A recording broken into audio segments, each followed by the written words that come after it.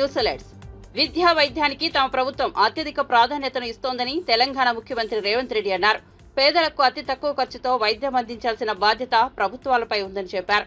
రాష్ట్రంలోని ప్రతి ఒక్కరికి విడివిడిగా హెల్త్ ప్రొఫైల్ తయారు చేయాలని అన్నారు. మరో 30 రోజుల్లో ప్రజలకు హెల్త్ కార్డులు తీసుకొచ్చేందుకు కృషి చేస్తున్నామని తెలిపారు. 4 కోట్ల ప్రజల హెల్త్ ప్రొఫైల్స్ అన్నింటినీ డిజిటలైజేషన్ చేయాల్సి ఉందని చెప్పారు. ఈ కార్డు హెల్త్ లో గత చికిత్స వివరాలన్నింటినీ పొందుపరుస్తామని తెలిపారు. హైదరాబాద్ లో దుర్గాబాయ్ దేశ్ముఖ్ రెనోవా క్యాన్సర్ ఆసుపత్రిని రేవంత్ ప్రారంభించారు. ఈ సందర్భంగా ముఖ్యమంత్రి ఈ వ్యాఖ్యలు చేశారు. అదే మిడిల్ ఏజ్ పాపులేషన్ చాలా ఎక్కువ ఇంక్రీజ్ అవ్వబోతుంది. దాన్ని ప్రభుత్వాలు, ఎన్జిఓ ఆర్గనైజేషన్ డికేట్స్ నుంచి ప్రజలకు వైద్య సేవలు అందిస్తున్న దుర్గాబాయ్ దేశ్ముఖ్ ట్రస్ట్ లాంటి వాళ్ళందరూ కూడా ముందస్తుగా ఆలోచన చేసి ప్రణాళికలు సిద్ధం చేసుకోవాలి. లేకపోతే ఈరోజు సమాజంలో వస్తున్న ముఖ్యంగా క్యాన్సర్, ఈరోజు ఒక అంశాన్ని మీతో షేర్ చేసుకోదలుచుకున్నా. ఈటీవీలో ఒక సీనియర్ జర్నలిస్ట్ నారాయణ అని నాకు మంచి మిత్రుడు. అతను క్యాన్సర్ ఉండి అతను కంటిన్యూస్గా ట్రీట్మెంట్ జరుగుతుంది. రీసెంట్గా నాకు సీఎంఓలో వచ్చి కూడా కలిస్తే అతని ట్రీట్మెంట్ 64 lakhs ఏదో అవుద్ది అని అంటే కూడా ముఖ్యమంత్రి సహాయ నిధి నుంచి మేము సహాయం చేద్దాము, ఏ విధంగా అయినా అతన్ని బ్రతికించే ప్రయత్నం చేద్దాం అనుకుంటే అతను 4th stage వచ్చిందని కుటుంబ సభ్యులకు భారం కాకూడదని ఈరోజు బిల్డింగ్ పై నుంచి దూకి ఆత్మహత్య చేసుకున్నాడు. ఒక క్యాన్సర్ పేషెంట్ ఇంత అభివృద్ధి చెందిన సమాజంలో ఒక సీనియర్ జర్నలిస్ట్ ఈరోజు ఆత్మహత్య చేసుకున్న పరిస్థితి వచ్చిందనంటే మనందరం కూడా ప్రభుత్వాల పరంగా, ఎన్జిఓ ఆర్గనైజేషన్స్ పరంగా, వ్యక్తులుగా కూడా మనం ఆలోచన చేసి ఏ విధంగా ప్రజలకు ఎవరికి కూడా ఇబ్బంది, బాధ కలగకుండా వీలైనంత మేరకు వైద్య సహాయాన్ని అందుబాటులోకి తీసుకురావాలని ఆలోచన చేయాల్సిన అవసరం ఉన్నది. ఇది మీడియా వర్క్. అందుకే మా ప్రభుత్వం వైపు నుంచి మధ్యకాలంలో ఇప్పుడు కరువు వల్ల లేకపోతే ఆహార సమస్య వల్ల చనిపోవడాలు ఇవన్నీ తగ్గినాయి. ఎందుకంటే సమాజంలో ఒక రెవల్యూషన్ వచ్చింది. ఇప్పుడు కావాల్సిందల్లా education and health. Quality education ఇవ్వాల్సిన బాధ్యత ఉంది. క్వాలిటీ ఎడ్యుకేషన్ ఇస్తే ఎంప్లాయ్మెంట్ ఆటోమేటిక్గా ప్రపంచం ఎదురు చూస్తున్నది. విజ్ఞానం ఉన్న, సాంకేతిక నైపుణ్యం వాళ్లకు అవకాశాలు చాలా.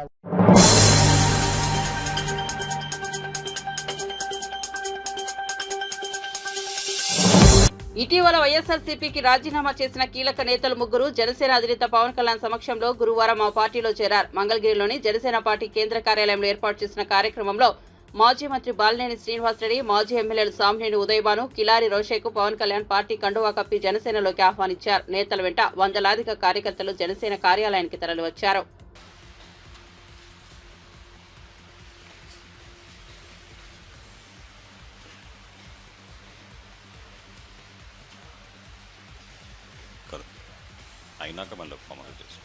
అదేవిధంగా మాజీ ప్రభుత్వ విప్గా వ్యవహరించిన ఉదయభాను గారు జగపేట శాసనసభ్యుడిగా 2 సార్లు ఆయన శాసనసభ్యులుగా పనిచేశారు. ఆయన కూడా మనస్ఫూర్తిగా పార్టీలో ఆహ్వానిస్తారు.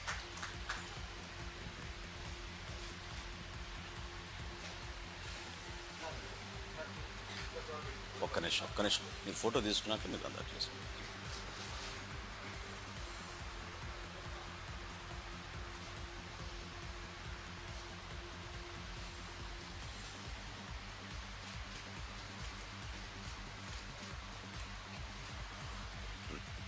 రెండు 2014-19 తర్వాత 2019-24 వరకు పొన్నూరు శాసనసభ్యుడిగా వ్యవహరించిన కిలారి రోసే గారిని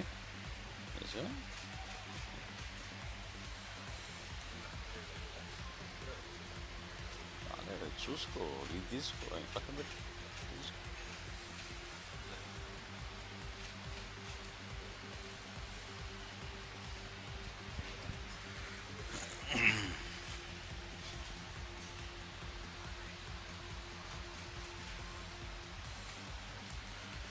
విజయనగరం జిల్లా నుంచి ఆవనపు విక్రమ్ గారు, వారి సతీమణి ఆవనపు భావన గారు, వారిద్దరిని కూడా మనస్ఫూర్తిగా పార్టీలోకి ఆహ్వానిస్తున్నాం. ఈ సందర్భంగా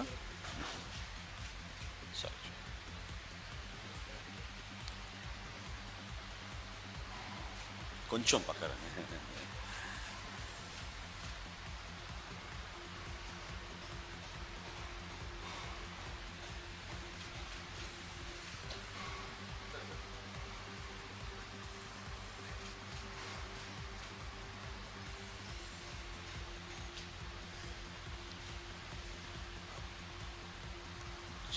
చేతికి చేతికి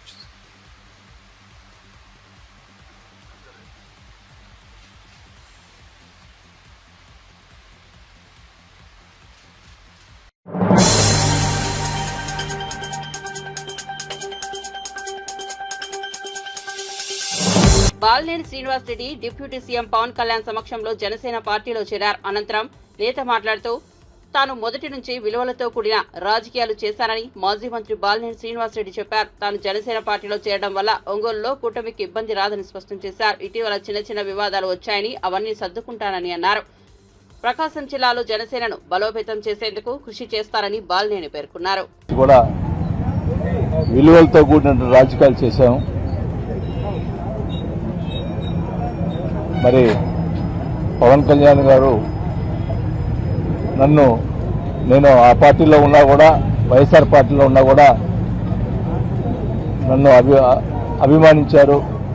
2-3 సార్లు కూడా వైఎస్ఆర్ పార్టీలో బాలినేని శ్రీనివాస్ రెడ్డి లాంటి వాళ్ళు మంచి వాళ్ళు ఉన్నారని చెప్పి కూడా ఆయన చెప్పడం జరిగింది. ఆ రోజు మేము వైఎస్ఆర్ పార్టీలో ఉన్నప్పుడు. అప్పటి నుంచి కూడా నాకు ఆయన మీద మమకారం, ఆయనతో పయనించాలని చెప్పి కూడా కోరుకున్నాము జరిగింది. ఈరోజు ఆ అదృష్టం కలిగిందని చెప్పి నేను భావిస్తా ఉన్నా. కొంతమంది చెప్తా ఉన్నారు, కూటమిని ఒంగోలులో బాలినేని శ్రీనివాసరెడ్డి చేరటం వల్ల కూటమి ఇదవుతుంది అని కొన్ని ప్రచారాలు చేస్తూ ఉన్నారు. నేను ఒకటైతే చెప్తా ఉన్నా, అధ్యక్షుడు ఆయన మాట ప్రకారమే నడుచుకుంటాం తప్ప ఎక్కడ కూడా తేడా లేకుండా చేస్తామని చెప్పి తెలియజేసుకుంటా ఉన్నాం. అధ్యక్షుడు ఏం చెప్తే అది చేయటం జరుగుతుంది. అంటే మొదటి నుంచి ఉన్నటువంటి జనసేనలో ఉన్నటువంటి నాయకులు కానీ, కార్యకర్తలు కానీ, అలాగే ఇప్పుడు కొత్తగా చేరుతున్నటువంటి వాళ్ళు కూడా, జనసేన పార్టీ చేరుతున్న వాళ్ళందరూ కూడా కలిసికట్టుగా మరి పార్టీని అభివృద్ధి చేసేదానికోసం మా శాసనసభ కృషి చేస్తామని చెప్పి కూడా తెలియజేసుకుంటా ఉన్నా. ఎక్కడ కూడా మొదటి నుంచి కూడా నేను 35 సంవత్సరాల నుంచి కూడా ఎక్కడ కూడా వివాదం అనేది లేకుండా చేసుకోవడం జరిగింది. ఈ మధ్య కొన్ని చిన్నవి జరుగుతూ ఉన్నాయి. అవన్నీ కూడా సర్దుమణుతాయని కూడా భావిస్తూ ఉన్నాం. ఏమైనా కానీ పవన్ కళ్యాణ్ గారు కూటమి అనేది ముందు కూడా ఈ కూటమి ఎప్పుడు కూడా కలిసి ఉండాలని చెప్పి కూడా నేను కోరుకుంటా ఉన్నా. మరి ముఖ్యంగా పవన్ కళ్యాణ్ నాయకత్వంలో ప్రకాశం జిల్లాలో జనసేన పార్టీ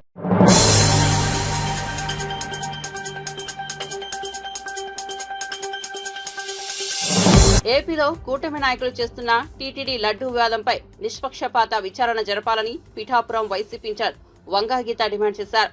వైసీపీ అధ్యక్షుడు మాజీ సీఎం జగన్ ను రాజకీయంగా ఎదుర్కొనలేక లడ్డూ ప్రసాదంపై అవాస్తవాలు ప్రచారం చేస్తున్నారని ఆమె ఆరోపించారు. ఈ వ్యవహారంపై కూటమి ప్రభుత్వం నిజాలు తేల్చాలని, సీబీఐ లేదా సిట్టింగ్ జడ్జితో విచారణ జరిపించాలని కోరారు. లడ్డూలో కల్తీ నెయ్యిని ఉపయోగించారన్న ఆరోపణలపై వేసిన సిట్ను చంద్రబాబు తమకు కావలసిన మనుషులతో విచారణ జరిపించడం సరికాదన్నారు. తిరుమల పవిత్రతను లడ్డూ కల్తీపై చేస్తున్న ఆరోపణల పాప ప్రక్షాళనకు వైసీపీ నెల 28న అన్ని ఆలయాల్లో పూజలు నిర్వహిస్తోందన్నారు. ఎవ్వరికీ అభ్యంతరం లేదు.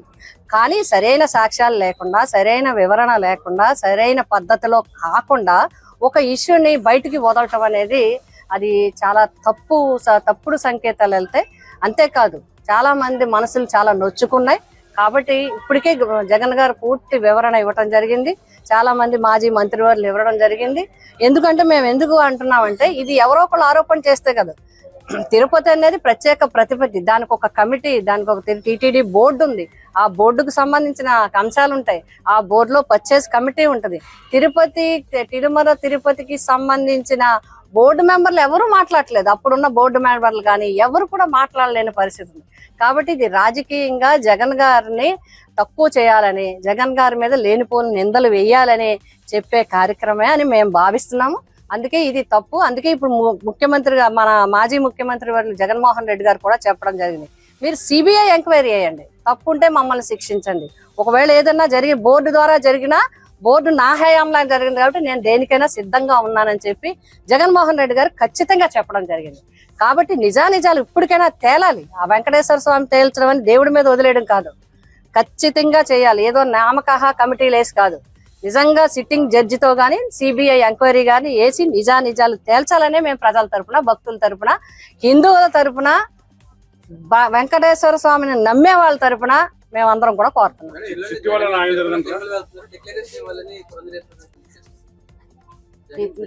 ఏం డిక్లరేషన్ ఇవ్వాలి? జగన్మోహన్ రెడ్డి గారు డిక్లరేషన్ ఇస్తారు, మీరు ప్రూఫ్లు ఇవ్వండి. ముందు మీరు ఏదో వాయిస్ ఓవర్ గా ఇక్కడ అది జరిగింది, నెయ్యిలో ఇది జరిగింది, అది జరిగింది కాదు, నిజమైన ప్రూఫ్లు మీరు బయట పెట్టండి, అప్పుడు డిక్లరేషన్ ఇస్తారు. ఎందుకల్లా దేవుడు ఏ మతం దేవుడైనా కావచ్చు, దేవుణ్ణి 100% మనస్ఫూర్తిగా నమ్మిన వ్యక్తి, మానవ సేవే మాధవ సేవ నమ్మిన వ్యక్తి జగన్మోహన్ రెడ్డి.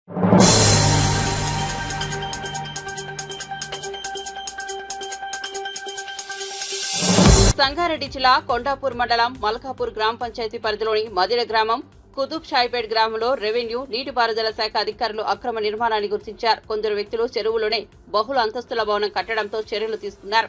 బాంబుల ద్వారా అక్రమ కట్టడాన్ని నేలమట్టం చేశారు. ఈ క్రమంలో బాంబులు పేలి శిథిలాలు ఎగిరిపడటంతో ఇద్దరికి గాయాలయ్యాయి. సికింద్రాబాద్ కు చెందిన వ్యక్తి 12 సంవత్సరాల క్రితం మల్కాపురం పెద్ద చెరువు FTL పరిధిలో ఈ భవనాన్ని నిర్మించారు. నీళ్లలో అడుగు పెట్టకుండా, లోనికి వెళ్లకుండా కొంత దూరం నుంచే మెట్లు కట్టారు. యజమాని కుటుంబ సభ్యులు వారాంతరాల్లో వచ్చి ఇక్కడ సేద తీరుతూ ఉండేవారు.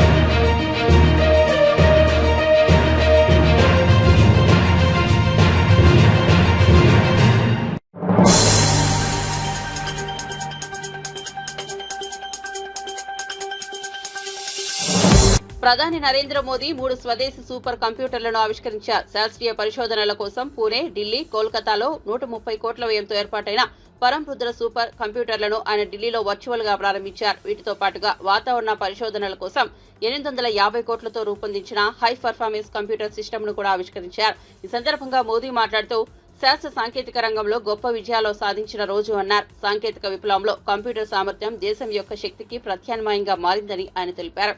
సాంకేతికతపై ఆధారపడిన రంగం లేదని, ఈ విప్లవంలో మన భాగస్వామ్యం బిట్స్, బైట్స్ కి మాత్రమే కాకుండా టెరాబైట్లు, पेटाबाइट स्थाई की ఉండాలని అన్నారు। डिजिटल इकोनॉमी हमारा यूपीआई इसका एक बड़ा उदाहरण है। हाल ही में हमने मिशन मौसम भी लॉन्च किया, जिसमें वेदर रेडी और क्लाइमेट स्मार्ट भारत बनाने का हमारा सपना पूरा होगा। आज भी सुपर कंप्यूटर्स और हाई परफॉर्मेंस कंप्यूटिंग सिस्टम जैसी जो उपलब्धियां देश ने हासिल की है, इनके परिणाम देश के गांव गरीब की सेवा का माध्यम बनेंगे। एचपीसी सिस्टम के आने के बाद मौसम से जुड़ी भविष्यवाणी करने में देश की वैज्ञानिक क्षमता, हमारी ताकत बहुत बढ़ जाएगी।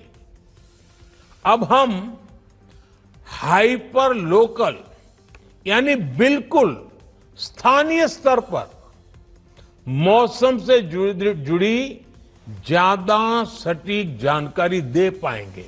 यानी एक गांव उस गांव के इलाके तक की बता पाएंगे। सुपर कंप्यूटर जब एक दूर दराज के गांव में मौसम और मिट्टी का विश्लेषण करता है तो ये केवल विज्ञान की उपलब्धि भर नहीं है, बल्कि यह हजारों लाखों जिंदगियों के जीवन में बहुत बड़ा बदलाव है। सुपर कंप्यूटर तय करेगा कि मेरे छोटे से छोटे इलाके के किसान के पास दुनिया की बेस्ट नॉलेज उपलब्ध होगी। इसका बहुत बड़ा लाभ अब छोटे से छोटे गांव में खेती कर रहे किसानों को होगा, क्योंकि इससे अब किसान अपनी फसल के लिए सही निर्णय ले पाएगा। इसका लाभ समुद्र में मछली पकड़ने जाने वाले मछुआरों को होगा। हम किसानों को होने वाले नुकसान को कम करने के लिए नए तौर तरीके निकाल पाएंगे। इससे इंश्योरेंस बीमा, जो फसल बीमा होता है, इंश्योरेंस योजनाओं की सुविधा पाने में भी मदद मिलेगी। हम इसकी मदद से आर्टिफिशियल इंटेलिजेंस, एआई और मशीन लर्निंग से जुड़े मॉडल्स बना पाएंगे, जिसका फायदा तमाम स्टेक होल्डर्स को होगा।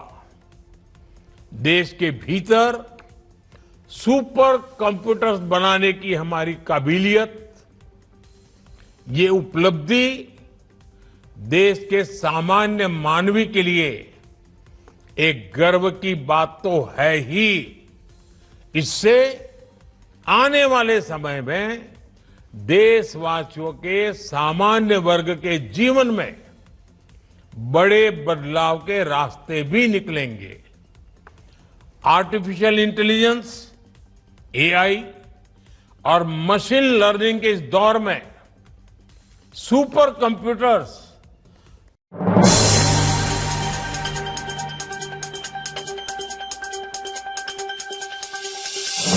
దేవుడిని రాజకీయాలకు లాగొద్దని ప్రధాన రాజకీయ పక్షాలను కోరిన సిపిఎం రాష్ట్ర కార్యదర్శి వి శ్రీనివాసరావు మచిలీపట్నంలో మీడియాతో మాట్లాడిన శ్రీనివాసరావు స్వార్థ రాజకీయాల కోసం దేవుడిని రాజకీయాల్లోకి లాగడం బాధాకరమని వ్యాఖ్యానించారు. దేవుడు అందరివాడు, ప్రజలందరికీ వివిధ రకాల మత విశ్వాసాలు ఉంటాయి. అందరూ తమ తమ విశ్వాసాల ప్రకారం నడుచుకుంటారని అన్నారు. తిరుపతి లడ్డూ వివాదం గత 10 రోజులుగా కొనసాగుతోందని, ఈ విషయంపై రాష్ట్ర ప్రభుత్వం సిట్ను ఏర్పాటు చేసినట్టు ఆయన తెలిపారు. సిట్ నివేదిక వచ్చే వరకు రాజకీయ పక్షాలు సంయమనం పాటించాలని, సిట్ నిష్పక్షపాతంగా విచారణ జరిపి నివేదిక ఇవ్వాలని, తప్పు చేసిన వారు ఎంతటి వారైనా చర్యలు తీసుకోవాలని కోరారు. వాళ్ళు నడుచుకుంటారు. మతం అనేది, దేవుడు అనేది వ్యక్తిగతమైన విశ్వాసానికి సంబంధించింది. వ్యక్తిగత విశ్వాసానికి సంబంధించినటువంటి దేవుడిని ఈరోజు రాజకీయాల్లోకి లాగి ఏ పార్టీకి ఆ పార్టీ పోటీలు పడి దేవుడిని ముక్కలు చెక్కలు చేసి ఆయన్ని అబాస్పాలు చేస్తున్నారు. ఇది సరైనటువంటిది కాదు. గత వారం 10 రోజులుగా రాష్ట్రంలో నడుస్తున్నటువంటి రాజకీయం చూస్తూ ఉంటే మొత్తం తిరుమల తిరుపతి లడ్డు చుట్టూ తిప్పుతూ ఉన్నారు. ఆ తిరుమల తిరుపతి లడ్డు తయారీలో అక్రమాలు జరిగాయి, అవినీతి జరిగింది. దాని మీద ఈరోజు రాష్ట్ర ప్రభుత్వం సిట్ నియమించింది. సిట్టు రిపోర్ట్ ఇచ్చేదాకా పార్టీలన్నీ కూడా సంయమనం పాటించాలని కోరుతున్నాను. అక్కడ అవినీతి అక్రమాలు జరిగితే వాళ్ళు ఏ పార్టీ వాళ్ళైనా, ఏ మతం వాళ్ళైనా, ఏ కులం వాళ్ళైనా, ఎంతటి ఉన్న స్థానంలో ఉన్నా సరే వాళ్ళని తప్పకుండా శిక్షించాలి. దానికి నిష్పక్షపాతంగా సిట్టు విచారణ జరపాలి. అధికార ప్రతిపక్ష పార్టీలు ఎవరూ ప్రభావితం చేయకుండా వాళ్ళంతా వాళ్ళు స్వచ్ఛందంగా విచారణ జరిపించడానికి సహకరించాలని చెప్పి కోరుతున్నాను. ఆ రకంగా సంయమనం పాటించి రాష్ట్రంలో ఒక వాతావరణాన్ని సామరస్యపూర్వకంగా నిలబెట్టాలి తప్ప ఈరోజు దేవుడి పేరుతో కులాలు, మతాలు అంశాలను ముందుకు తీసుకొచ్చి పోటీలు పడి వాతావరణాన్ని మొత్తాన్ని కూడా కలుషితం చేస్తున్నారు. దీన్ని ఉపయోగించుకొని రాష్ట్రంలో బీజేపీ, ఆర్ఎస్ఎస్లు మతోన్మాదాన్ని రెచ్చగొట్టి బలపడాలని చూస్తున్నారు. తెలుసు కానీ తెలియక కానీ ఇతర పార్టీలు, తెలుగుదేశం అయినా, జనసేన అయినా సరే, వైసీపీ అయినా, వీళ్ళు మాట్లాడేటువంటివి బీజేపీ రాజకీయానికి ఊతం ఇచ్చేది గాను, వాళ్ళ మతోన్మాద ఆర్ఎస్ఎస్ మతోన్మాదానికి తోడ్పడేదిగా ఉన్నాయి తప్ప అది లౌకిక విధానాలకి, ప్రజలకు కానీ, రాష్ట్రానికి కానీ లాభం చేయదు. ఈ రాష్ట్రంలో ఉన్న ప్రధానమైన పార్టీలు దేశంలో కానీ ప్రజాస్వామ్యం, లౌకికవాదం, ఫెడరలిజం, ఈ 3 అంశాల మీద అన్ని పార్టీల మధ్య ఏకాభిప్రాయం ఒక బీజేపీ తప్ప. మరి తెలుగుదేశం, జనసేన ఈరోజు అధికారంలో ఉన్న పార్టీలు ఈ లౌకికవాదం, ఫెడరల్ హక్కుల కోసం నిలబడి వాటిని బలపరచాల్సిన అవసరం ఉంది. దీనికి మతాన్ని, ఇతర చర్చి, మసీదు, దేవాలయం, గుడి వీటన్నిటిని లాగాల్సినటువంటి అవసరం లేదు. ఆ రకంగా వాటికి అతీతంగా, రాజకీయాలకు అతీతంగా రాజకీయ పార్టీలు సంయమనం పాటించి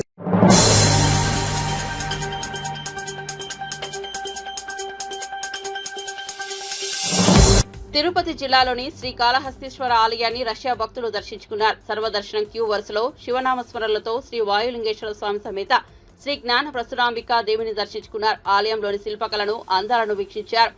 రష్యన్లతో ఫోటోలు దిగేందుకు మిగిలిన భక్తులు పోటీపడ్డారు.